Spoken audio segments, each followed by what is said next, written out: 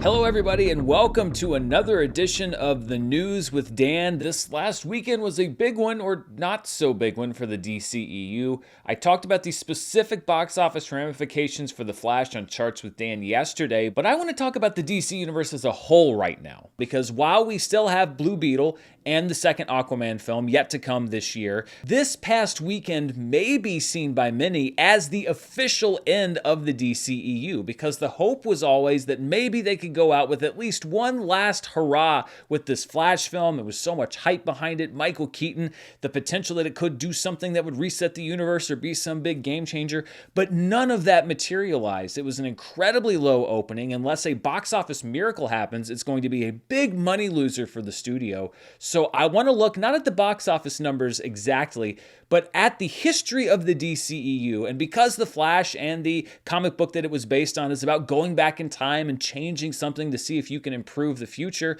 we're not only going to look at the history of the DCEU, but I'm going to go back and try to flashpoint it myself and see, could we have saved this universe? Could a couple of different corporate maneuvers have butterfly affected a popular DC extended universe cinematically? So the first thing to do if we're going to change history is to be familiar with what that history is. So let's go through, first of all, a summary of the major events in the DCEU's history, going all the way back over a decade, really, to 2010. And 2010 was the year that Christopher Nolan and David S. Goyer came up with a pitch for a Superman film to DC. Nolan said that he would not take the reins of this film, but they thought that it was a good idea, and then David S. Goyer then came on as a writer. In October of 2010, Zack Snyder was chosen to direct that Superman film, which would go on to become Man of Steel. In January 2011, Henry Cavill was cast as Superman, and then in June of that summer, 2011, a big milestone happened, or didn't happen, when it comes to the extended DC universe, and that's Green Lantern, starring Ryan Reynolds. The hope had been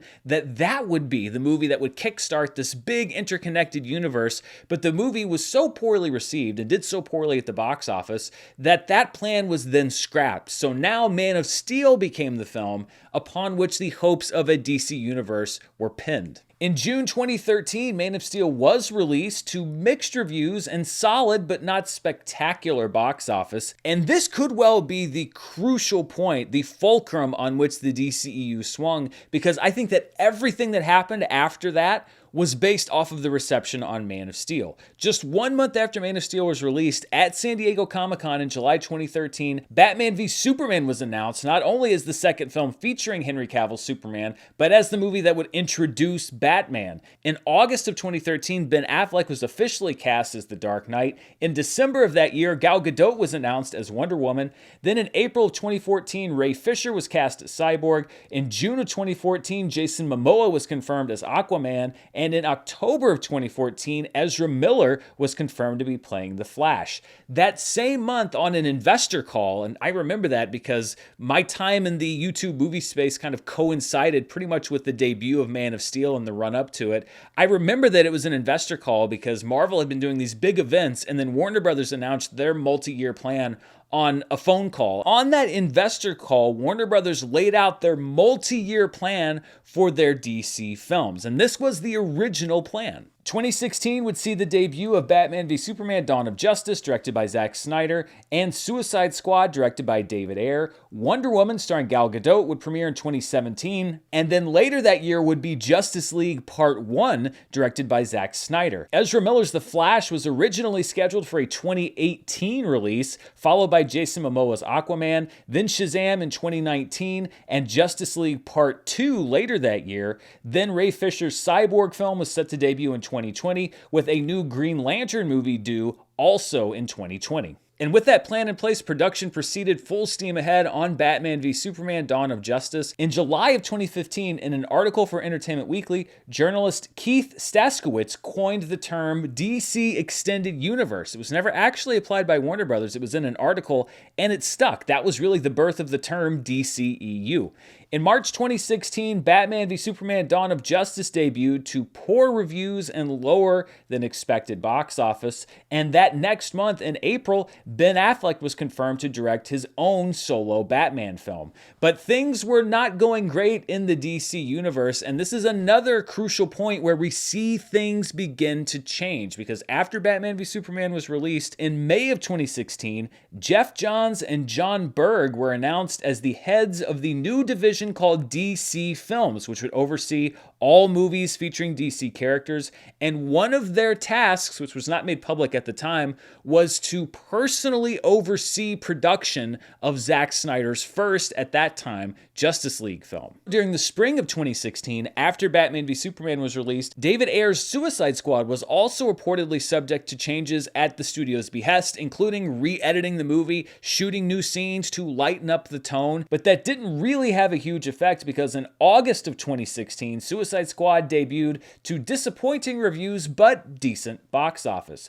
Later that year, in December 2016, Zack Snyder wrapped principal photography on Justice League. So that should have been a picture wrap on the movie, except for maybe some pickups and reshoots, but as we all know, that wasn't the case. In January of 2017, Zack Snyder screened his cut of Justice League for Warner Brothers executives, who believed that it was too dark and too long and ordered changes. And that's where Joss Whedon enters the picture. He was brought in to rewrite some of the script, lighten up the tone. But of course, also later that year, personal tragedy struck Zack Snyder and his family, and that, in conjunction with his difficult working relationship with Warner Brothers, led him in May 2017 to step down as the director of Justice League, largely, as he said in interviews later, because the studio was pushing him so hard. He was under supervision. Joss Whedon was basically babysitting him. He said, "I don't really have it in me right now to keep fighting the studio, so I'm going to step away." After he stepped away, Joss Whedon, of course, took over the production of Justice League, heavily rewrote the script, heavily reshot the film, and it became a whole new animal despite still having Zack Snyder's name on it. As all of this was going on, in June of 2017, Wonder Woman debuted to rave reviews and strong box office, but just before the release of Justice League, Warner Brothers confirmed that DC was going to de-emphasize their shared universe. And this is another thing that is a running theme that we'll see in the history of the DCEU, which is executives and different groups of executives that would come in and undercut what the movies were trying to do. A more recent example of this is the ending of The Flash, and I won't go into exact specifics in case you haven't seen it yet, but original photos from the set confirmed that the ending of the movie originally featured both Michael Keaton's Bruce Wayne and Sasha Calle's Supergirl. However, after a new set of executives greenlit Henry Cavill's return, a second ending was reportedly shot with Michael Keaton, Sasha Calle, Gal Gadot's Wonder Woman, and Henry Cavill's Superman. But then after James Gunn and Peter Safran took over, a third ending was shot, featuring the cameo that's currently in the movie. That tampering, in my opinion, didn't help The Flash, and it certainly didn't help Justice League. And in November of 2017, Justice League debuted to poor reviews and not great box office. It reportedly lost the studio tens of millions of dollars, and it's at that point also that development on a true sequel to Man of Steel reportedly stopped. In December of 2017, Zack Snyder was reported to be out as director at DC, and future Justice League plans were scrapped. And in January of 2018, Walter Hamada entered the scene, replacing John Berg as the head of DC Films. A few months later, in June, Geoff Johns stepped down as the co-head of DC Films, which basically left Walter Hamada in charge. And just a few months later, in September, Henry Cavill was reportedly out as Superman. But some of the existing heroes brought huge success to the franchise overall. In December of 2018, Aquaman became the only film to date, and it doesn't really seem like The Flash is going to do it, to be a billion-dollar worldwide hit in the DCEU, which is part of what says to me that another thing that really undercut the DCEU was this constant changing of strategy before it was clear that the strategy that they were on, or the path that they were on, wasn't going to work. In January of 2019, Ben Affleck dropped out of the solo Batman movie completely, which basically cleared the way for The Batman to exist, which starred Robert Pattinson and was a box office hit. In April 2019, Shazam debuted to okay reviews and so-so box office, but less than a year later, in February of 2020, the Harley Quinn movie Birds of Prey posted the lowest DCEU opening weekend to that point in time. And just a month later, the COVID-19 pandemic closed theaters for months. But even though there were no DC films hitting theaters during that time in 2020, it was also one of the most consequential and busy times for the DCEU, and it was all about a movie that never saw the inside of a theater. In May of 2020, Warner Brothers launched their HBO Max streaming service, and one of the first announcements they made in conjunction with Zack Snyder was that the Snyder Cut of Justice League would debut on the service. Cavill is also reportedly discussing a return as Superman in films other than a Man of Steel sequel, so we saw first a move towards Zack Snyder, then a move completely away from Zack Snyder, and then in 2020 a move kind of back towards Zack Snyder, or at least with Henry Cavill and bringing the Snyder Cut into the fold. Whether that was just to sell streaming subscriptions, I don't really know, but again, it's this going back and forth that was always the supervillain, if you will, of the DCEU. Another big change happened in November 2020 as Warner Brothers announced that Wonder Woman 1984 would debut in theaters and HBO Max simultaneously, and that next month in December, Wonder Woman 1984 did debut day and date in theaters and on streaming, with early positive reviews being overwhelmed by later negative ones. Also that month, Warner Brothers announced that all 2021 movies would debut simultaneously on streaming and in theaters, which would undercut the performance of one of their movies later on down the road. In March of 2021, Zack Snyder's Justice League debuted on HBO Max to positive reviews and audience reaction, and later that month, Warner Brothers said that future DC films would be more connected into a shared universe and announced the end of their simultaneous release strategy with streaming in theaters at the end of the year. So again, we have a shift in strategy. Yes, there were always creative issues with the DCEU, but so much of it was behind the scenes, and that's what we're really going to be addressing when I do this whole Flashpoint experiment here in a couple minutes. In August of 2021, James Gunn's The Suicide Squad debuted day and date on streaming and in theaters and was a disappointment at the box office. And that next year, in April of 2022, Warner Brothers and Discovery merged, and David Zaslav took over as the head of the new company, Warner Discovery. In August of last year, Batgirl, a movie featuring not only the character of Batgirl, but also Brendan Fraser, who would go on to win an Academy Award for Best Actor, and Michael Keaton's Batman, was shelved by Warner Brothers in a cost-cutting move, and it seems like it will never see the light of day. And then last October, Black Adam premiered, and while it failed to become a breakout box office hit, it also promised Henry Cavill's return as Superman in a post-credit scene. It was also revealed that the Man of Steel sequel was reportedly once again in the works. I am back as Superman. And the image you see on this post and what you saw in Black Adam are just a very small taste of things to come. But later in October, Walter Hamada exited as head of DC Films, and James Gunn and Peter Safran were announced as the head of DC Studios, the new version of DC Films.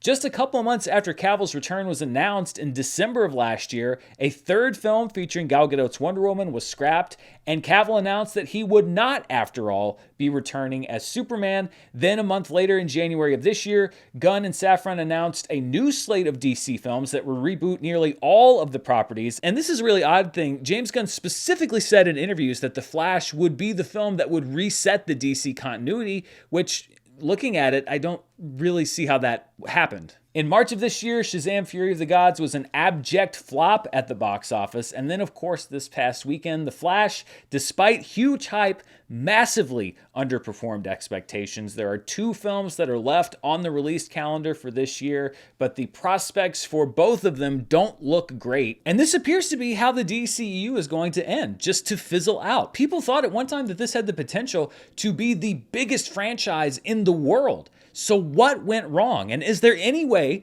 that this could have actually succeeded? Well, there's no way that we can know for sure, but looking at this timeline and looking at the history, I decided to go back to one critical point in the development of the DCEU and change, well, some big things. So this is all internal changes. I'm not changing real world events or saying like, well, in my version, the pandemic never happens. This is all internal Warner Brothers changes. But I think that this could have been a way forward. And a lot of it involves sticking to Zack Snyder's vision, which many people, including myself at the time, said that the studio shouldn't do. But now, with the benefit of hindsight and having seen Zack Snyder's Justice League and knowing how much better received it was than the theatrical cut that we got, Again, this all comes to not panicking and changing directions. So this would be my pitch for a more consistent direction for the DC Universe to see if maybe we could have been at a different point in this same point in time where things were still going forward with the potential for great success. So for my Flashpoint timeline, we're going back to July of 2013 and that fateful San Diego Comic-Con when Batman v Superman was announced at Comic-Con. I remember that was a huge announcement and everybody was so excited. But now that we know what was in the film, it did seem like a bit of a rush job bringing in all the characters and trying to get the Justice League all set up right then and there. So this is where we're going to change history a little bit. We are not going to announce Batman v Superman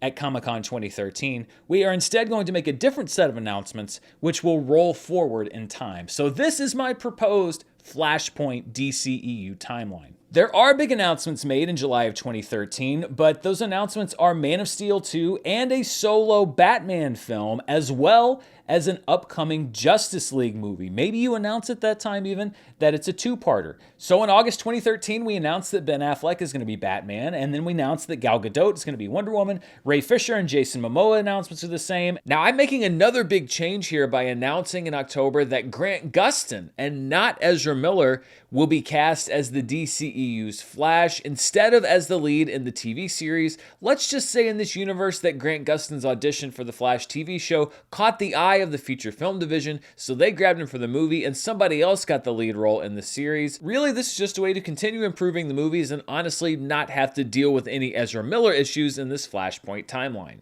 Now, one thing I'm also keeping the same, just to kind of keep this timeline a little more streamlined, is a big announcement in October 2014 of the future films in the DC Universe. But this is a different slate of films. The slate that I'm announcing in October 2014 is that in 2016, we're going to be getting Man of Steel 2, directed by Zack Snyder, The Batman, starring and directed by Ben Affleck, and Ray Fisher's Cyborg movie. Then in 2017, we'd be releasing Wonder Woman starring Gal Gadot and Suicide Squad directed by David Ayer. 2018 would bring The Flash starring Grant Gustin and Aquaman starring Jason Momoa. Then Shazam and Green Lantern in 2019. And then in summer of 2020, we have the first part of Justice League followed by part 2 in 2021. And for the most part, this schedule would actually happen.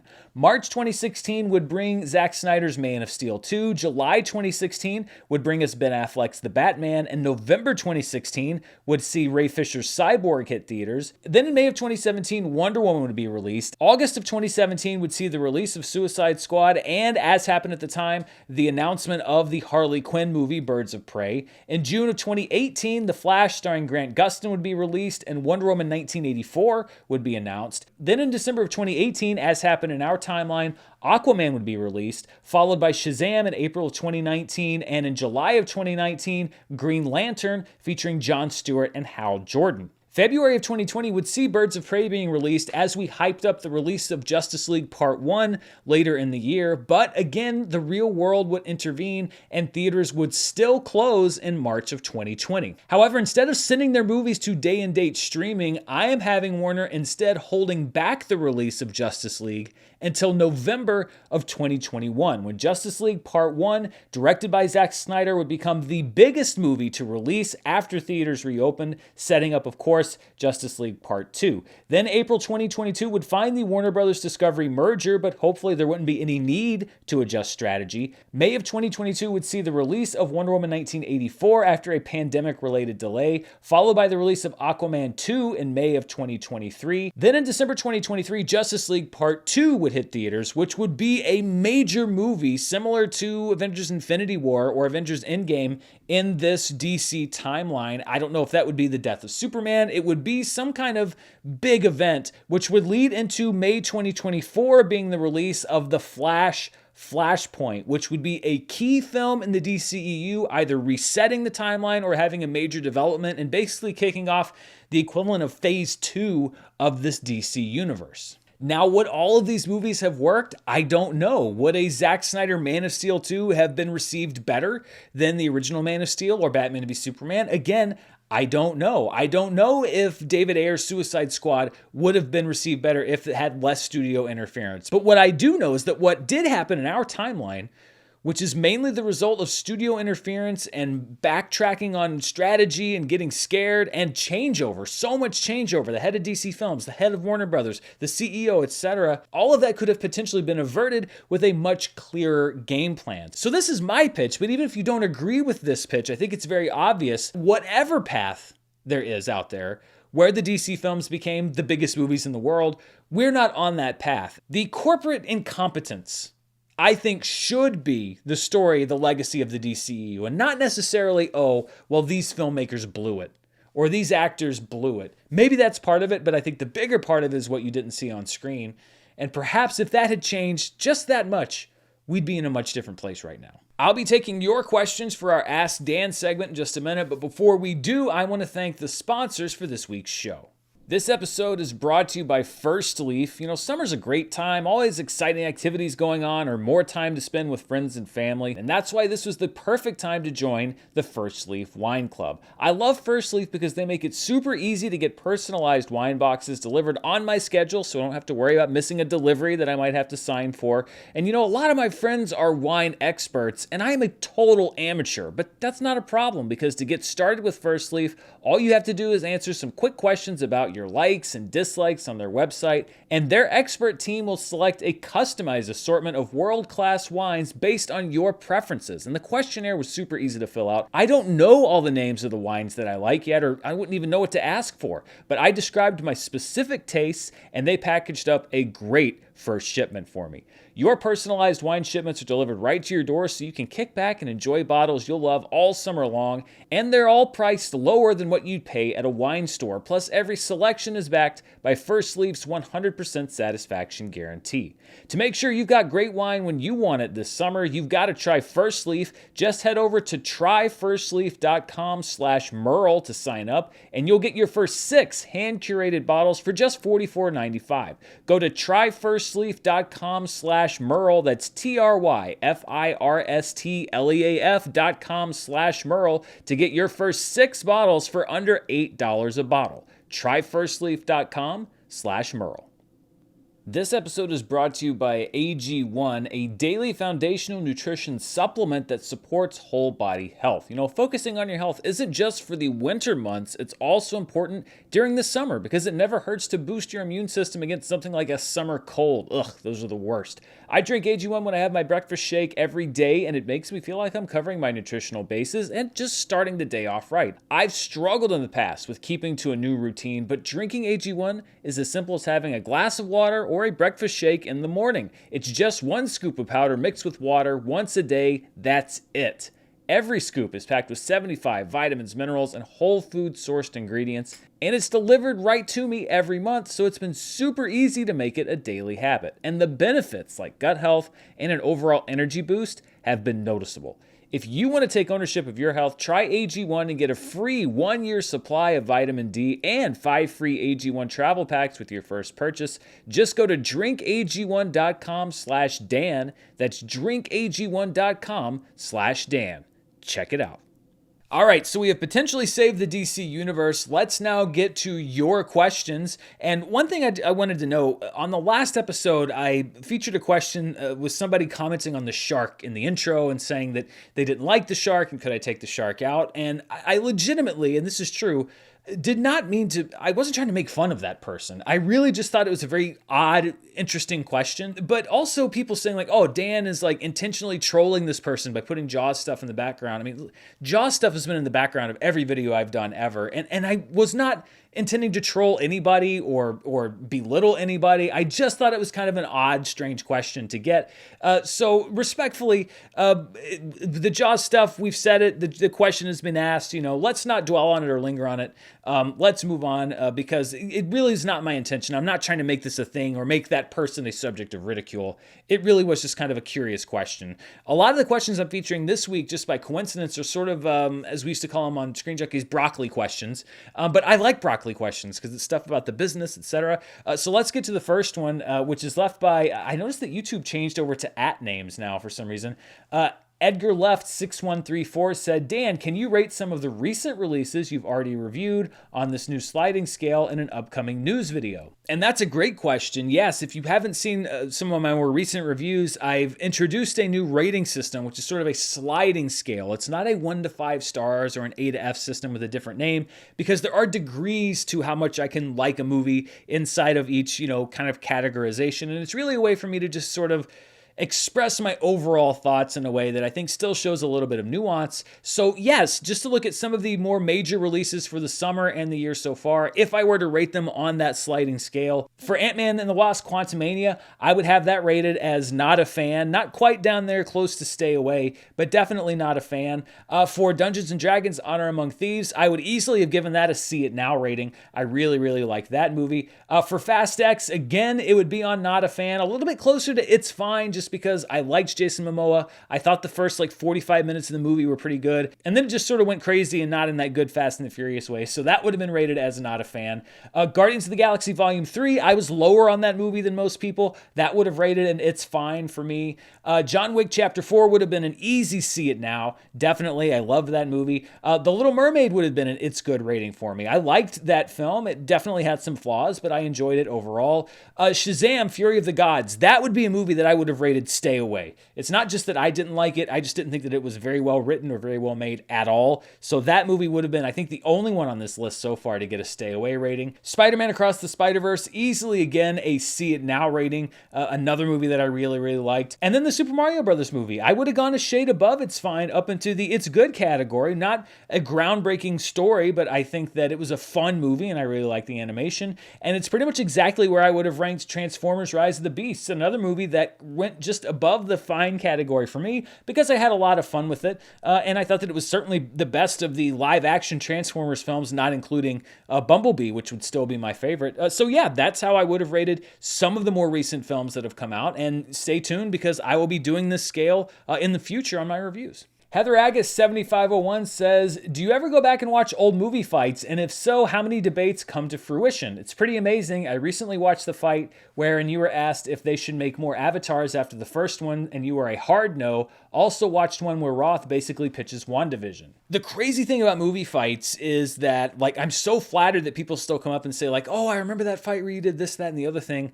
With very few exceptions, I remember nothing that I ever said on movie fights. And it's not because I devalued it. I actually loved doing that show. It's usually because movie fights would be a thing where it's we're writing an Osh trailer, we're editing something, or we're trying to get a junket together, and it's what time is it? Oh, we got to go do movie fights. So then we would go do movie fights, and I'd go and have fun and have a great time, and then it'd be back to the office to go work on what we were working on.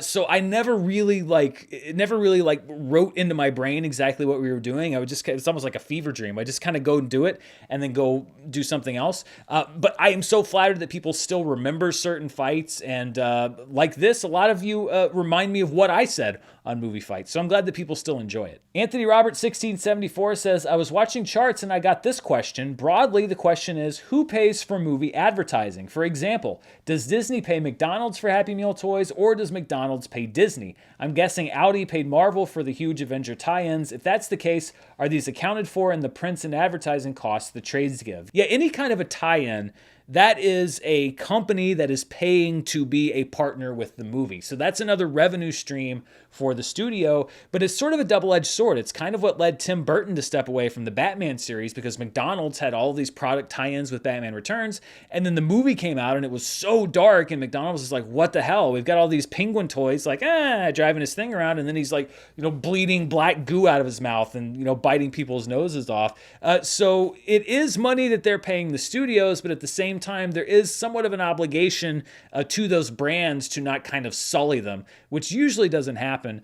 So it doesn't include the prints and advertising costs. That's completely different. And that's why I always say when I'm doing profitability and cost breakdowns on charts that this is theatrical revenues only, because there are often sometimes tens or even over $100 million worth of product tie-ins that is additional revenue for a movie that does get put towards its expenses. Arroyo2099 says, do you prefer a rowdy crowd when you watch a film or dead silence? Personally, I feel that the magic of the movie-going experience is a sense of community. I think there's a difference from annoying moviegoers who are on their phones or talk throughout the film and a rowdy crowd who cheer. I don't understand why people prefer quiet films since you could see that at home by yourself. I love when a crowd is into a movie. I love any sort of noise the crowd generates because the movie is getting that reaction out of them. So for example, Spider-Man No Way Home, the first time I saw it was a critic screening, which, had some noise, but it was a little more subdued.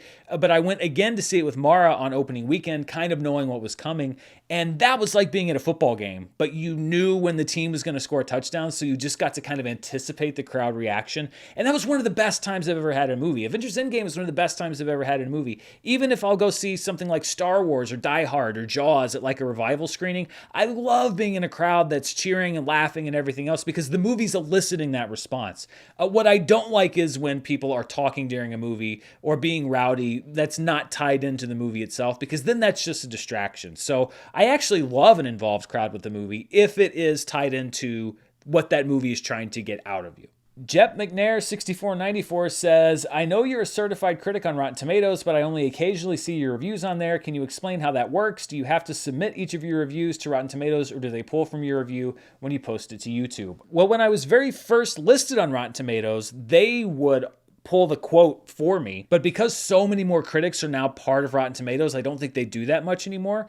So you basically self-submit. You have a login, you submit your review, you do your own pull quote, you put in your own rating, fresh, rotten, A to F, or 6 out of 10, or 1 to 10, whatever you want to call it, whatever rating system that you use.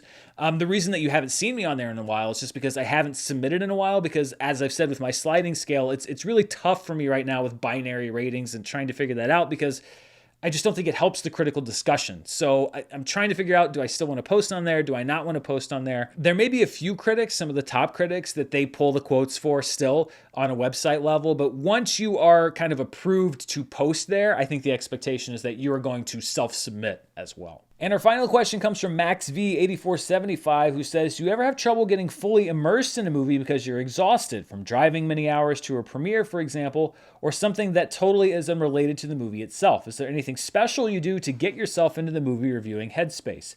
Well, I'm lucky to have a great partner in Mara that if we do have to drive several hours to see a movie, which happens once every month or two, if I want to try to hit embargo, which I try to do for the channel, she will split the driving with me, or a lot of times we'll drive the whole way there, the whole way back, which will allow me to be rested, especially if I've been up late the night before working on a video.